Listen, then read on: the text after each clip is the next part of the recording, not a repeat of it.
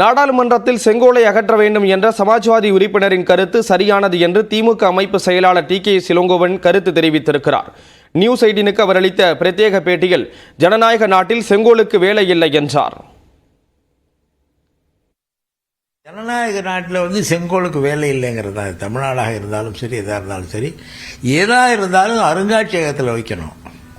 அருங்காட்சியகம்ங்கிறது மிக அரிய பொருள்களை வைக்கின்ற இடம். இந்த செங்கோலை அருங்காட்சியகத்தில் வைப்பது என்பது அதற்கு மதிப்பு சேர்க்கும் ஒன்று. எனவே அதில் தவறு கிடையாது. செங்கோல் நாடாளுமன்றத்தில் வைக்கும் பொழுது அவருடைய கருத்து சரியான கருத்தாகத்தான் எனக்கு படுகிறது. காரணம், செங்கோல் என்பது ஜனநாயக முறைக்கு முன்னதாக இருந்த மன்னராட்சி முறையிலே மன்னர்கள் பயன்படுத்தி ஒன்றாகத்தான் நான் பார்க்கிறேன். அந்த கருத்துக்கு மறுப்பு சொல்வதற்கு ஒன்றுமில்லை. செங்கோலை அகற்ற வேண்டும் என்ற சமாஜ்வாதி உறுப்பினரின் ஆலோசனை நல்லது என்று காங்கிரஸ் எம்பி மாணிக்கம் தாக்கூர் கருத்து தெரிவித்திருக்கிறார்.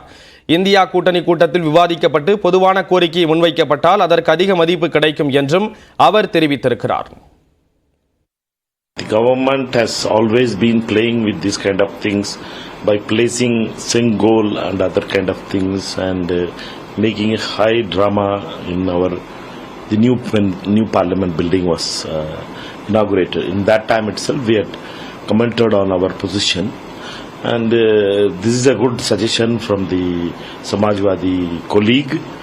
I hope that if it is discussed in the India Alliance meeting and if there is a cohesive common demand is made, that will have more value when we are going to speak about this kind of things. Krishnagiri மாவட்டம் ஓசூரில் பன்னாட்டு விமான நிலையமும் திருச்சியில் உலகத்தரம் வாய்ந்த நூலகம் மற்றும் அறிவுசார் மையமும் அமைக்கப்படும் என்று முதலமைச்சர் மு.க. ஸ்டாலின் அறிவித்திருக்கிறார். சட்டப்பேரவையில் 110 விதியின் கீழ் பேசிய முதலமைச்சர் மு.க. ஸ்டாலின் தமிழ்நாட்டின் அனைத்து மாவட்டங்களிலும் தொழில்களை பரவலாக உருவாக்கி வருவதாக கூறினார். அந்த வகையில் மின்வாகன உற்பத்தியில் வளர்ந்து வரும் ஓசூரில் பன்னாட்டு விமான நிலையம் அமைக்கப்படும் என்று முதலமைச்சர் மு.க. ஸ்டாலின் தெரிவித்தார். ஓசூர் நகரத்திற்கான ஒரு புதிய பெருந்திட்டம் மாஸ்டர் பிளான் தயாரிக்கப்பட்டு அது முடிவடையும் தருவாயில் உள்ளது. ஓசூர் மட்டுமல்லாது கிருஷ்ணகிரி மற்றும் தருமபுரி பகுதியின் ஒட்டுமொத்த சமூக பொருளாதார வளர்ச்சிக்கு உதவும் வகையில் ஓசூரில் ஒரு விமான நிலையம் அமைப்பது அவசியம் என இந்த அரசு கருதுகிறது.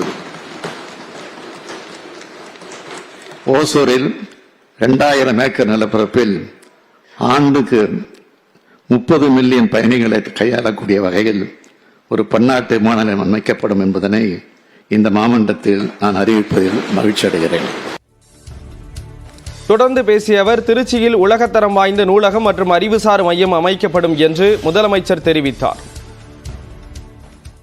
காவேரி கரையில் அமைந்த மாநகரமான திருச்சிராப்பள்ளி மாநகரில் உலகத்தரம் வாய்ந்த மாபெரும் நூலகம் மற்றும் அறிவுசார் மையம் கலைஞர் பெயரால் அமைக்கப்படும் என்பதை இந்த அவைக்கு மட்டற்ற மகிழ்ச்சியோடு தெரிவித்துக் கொள்கிறேன்.